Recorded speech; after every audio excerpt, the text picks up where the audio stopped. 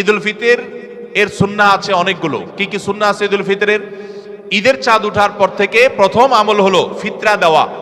পরিবারের সবার তরফ থেকে গরিব অভাবী লোকদের কাছে, আপনার পরিবারে 5 জন হলে 5 জনের পক্ষ থেকে ফিতরা আপনি খাবার পৌঁছে দিবেন গরিবের বাসায়। এটা হলো প্রথম আমল।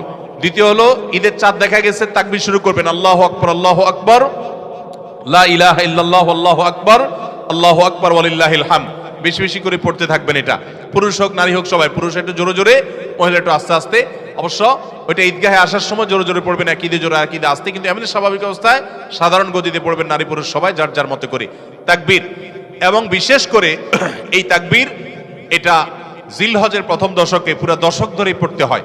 যাই হোক, এই ঈদের চাঁদ ওঠার পর থেকে ঈদের নামাজ পড়তে তাকবীর আমরা শেষ করে পড়তে থাকবো। তৃতীয়ত হলো মেসওয়াক করবেন। 4 নম্বর হলো গোসল করবেন ঈদের দিন উপলক্ষে। 5 নম্বর হলো সুন্দর পোশাক পরবেন, যা আছে এর মধ্যে সুন্দর, নতুন হওয়া জরুরি না। 6 নম্বর হলো সুগন্ধি ব্যবহার করবেন। 7 নম্বর হলো আপনার খেজুর খেয়ে তারপরে ঈদগাহে আসবেন, খেজুর খেয়ে মিষ্টি মুখ করে ঈদুল ফিতরে ঈদগাহে আসবেন। এরপরের সুন্নাত হলো যে রাস্তায় ঈদগাহে যাবেন আরেক রাস্তায় ঈদগাহ থেকে ফেরত যাবেন। এগুলো হলো ঈদের সুন্নাহ। প্রিয় ভিউয়ার, আশা করি বুঝতে পেরেছেন ঈদুল ফিতরের কি আমল করতে হবে।